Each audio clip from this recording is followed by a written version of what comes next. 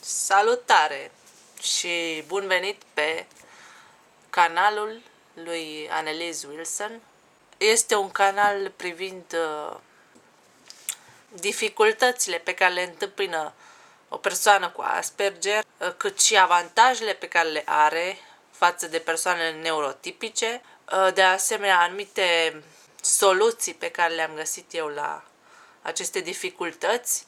Și astăzi vreau să abordez furia, pentru că astăzi furia fie cu voi, fie cu noi toți, de altfel, pentru că furia este o emoție cât se poate de umană, cât se poate de normal. Atât la persoanele cu Asperger, cât și la cele neurotipice, este normal să se apară furia.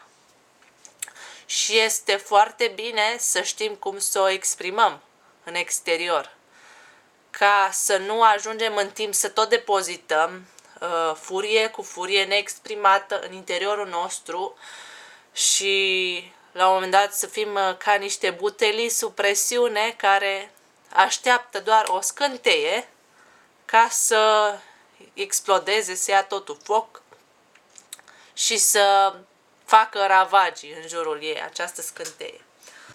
Bun, și astăzi o să vorbesc despre cum am făcut eu cunoștință cu furia, ca și emoție. Pentru mine, emoțiile, în general, au fost greu de disecat, de înțeles, de exprimat și mai ales furia, deși furia o simțeam foarte mult în interior. Mă înfuriau multe lucruri. De când eram mică, mă înfuria faptul că observam că societatea vrea să ne trateze pe toți la fel, mai mult sau mai puțin, să gândim la fel, să ne exprimăm la fel, să fim la fel, ca și un fel de pat al lui Procust, care voia practic să ne categorisească pe toți, să ne pună, să ne facă ca niște roboți să fim. Și dacă vedeai pe cineva diferit, aia clar, înseamnă că persoana aia are ceva defect, e greșită cu ceva, are ea ceva probleme, îndepărtați-vă de ea, pentru că oricum nu este ca noi, nu este ca toți ceilalți. Simțeam, nu știu cât era adevărat din vis-a-vis obiectiv, dar subiectiv simțeam foarte puternic această respingere a societății, adică nevoia asta de a ne categorisi pe toți, să fim în același loc. Și simțind chestia asta foarte puternic, eu nu prea mă exprimam verbal vis-a-vis de propriile mele păreri, legat de dorințele mele, nevoile mele, emoțiile proprii pe care le aveam și pe care le simțeam, și exprimam mai mult lucruri neutre, legat de lucruri de zi cu zi, tema de la română, la ce oră e nu știu ce curs, când ne vedem, să lucrăm la nu știu ce, deci lucruri neutre, practic. Eu, de la 4 ani, am început să fiu conștientă de mine, de propria mea persoană, de faptul că vedeam lucrurile diferit, că gândeam diferit. Știam treaba asta de atunci. Și, pe de o parte, m-a înfuriat și mediul de acasă, pentru că mi se părea că mi se cer multe lucruri, cum să fiu, cum să vorbesc, cum să mă port, și eu nu reușeam să le îndeplinesc toate acele lucruri. Adică mă străduiam, depuneam un efort foarte mare ca să le îndeplinesc unele din lucrurile care mi se cereau. De exemplu, să vorbesc cu nu știu cine, să știu să vorbesc cu X, cu Y, să fac Z, să fiu invitată nu știu unde. Și toate acele lucruri pentru mine erau dificil de realizat, dar nu mă exprimam, nu spuneam persoanelor din apropiere că, băi, mi-e greu mi-a fost greu să fac treaba respectivă. Pentru că deci nu mă exprimam. Nu spuneam, băi, am fost furioasă că nu ai observat că eu am reușit să fac treaba respectivă. Nu spuneam, încercam, probabil îmi imaginam că ei ar trebui să-și dea seama și fără să le spun. Asta e o mare problemă.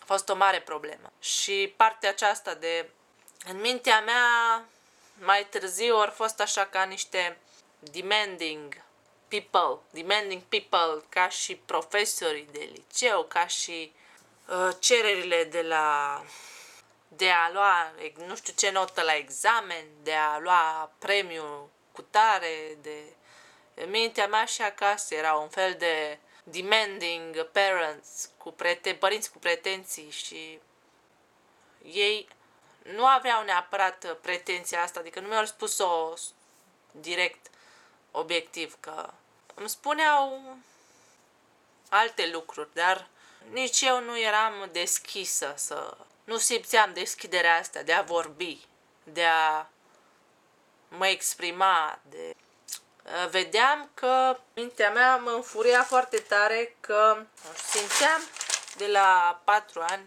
de când am fost conștientă de cine sunt și ce vreau și ce sunt de fapt, mi se părea că cei din jur, mai ales din familie, îmi respingeau comportamentele considerate atipice. De exemplu, faptul că voiam să mă îmbrac într-un anumit fel sau să vorbesc sau să fac anumite lucruri care ieșeau din tipar și chestia asta mă înfuria mult.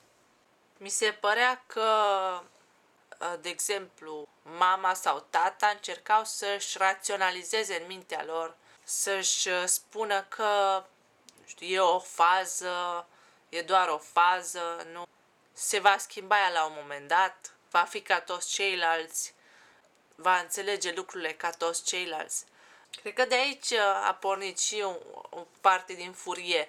Faptul că mi se părea că cei din jur îmi răspundeau anumite comportamente și prin asta, practic, ei respingeau părți din mine și ceea ce eram eu, de fapt. Legat de această problemă, ce soluții am găsit eu la furie?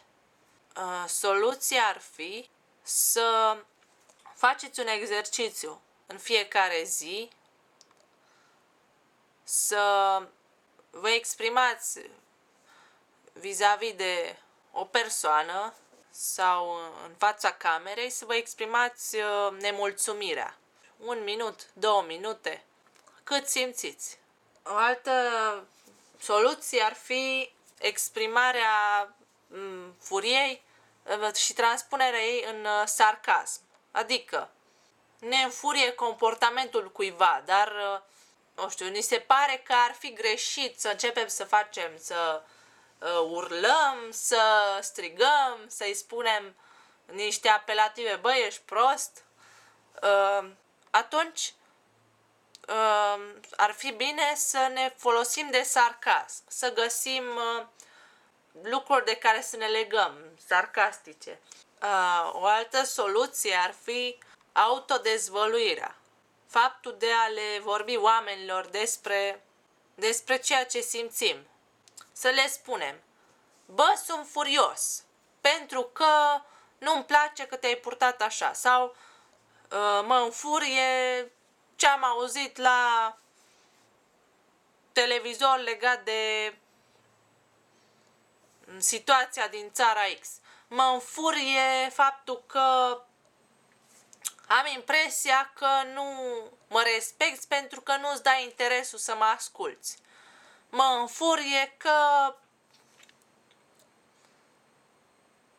nu m-am exprimat până acum și nu mai înțeles ce am vrut să spun. Pentru că nu am știut, probabil.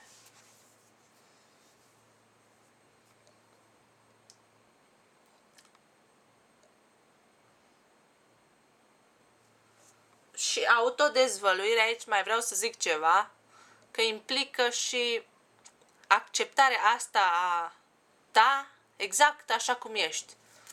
tu să te accepti așa cum ești, ca Espi, și să îl arăți lumii. Pentru că, pe termen lung, dacă decizi să-l respingi așa cum face toată lumea sau cum ți se pare că face lumea, va fi mult mai rău pentru tine. Pentru că vei naște conflicte interioare, îți vei spune: eu sunt neurotipic, dar tu nu ești așa de fapt. Tu vrei să-ți spui asta, dar tu nu ești. Și în interior se confundă ideile. Aceste două idei intră în contradicție. Și pe termen lung este mult mai mare consumarea psihică pe treaba asta, pe a-ți spune că tu ești ca toți ceilalți. Și îndepărtându-te de tine, practic îți faci și mai mult rău. Pentru că e mult mai bine să trăiești cu mai puțini oameni lângă tine și în pace față de înțelegerea și exprimarea exact așa cum ești tu, și cu a povesti oamenilor despre ceea ce simți, este mult mai bine, este mult mai sănătos pentru tine pe termen lung. Crede-mă, am fost acolo, știu ce înseamnă toate lucrurile astea, să simți furia aia față de interioară, legată de a nu spune să nu superi sau de a nu spune ca să nu ieși din tipar, dar se depozitează. Totul se depozitează. Tot ce nu exprim rămâne acolo, în tine. Tot ce nu spui se depozitează în tine. Și emoțiile alea, la un moment dat, vor face implozie dacă nu le exprimi. Vor ieși în momentul cel mai aiurea, cel mai nepotrivit. Deci, și ca să mai zic o soluție aici,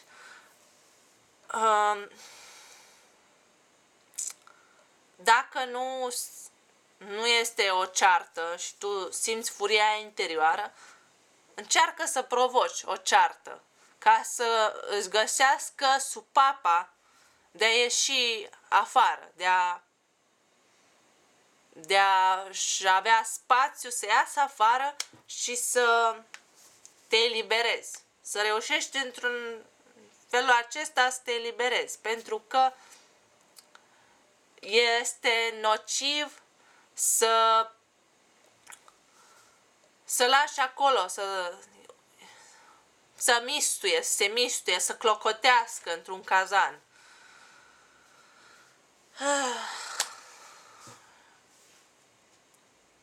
Bun. Furia fie cu voi. Furia, dacă v-a plăcut episodul despre furie, apăsați butonul acolo de abonare la episoade viitoare. Anneliese Wilson a fost pentru voi. Vă urez o lună februarie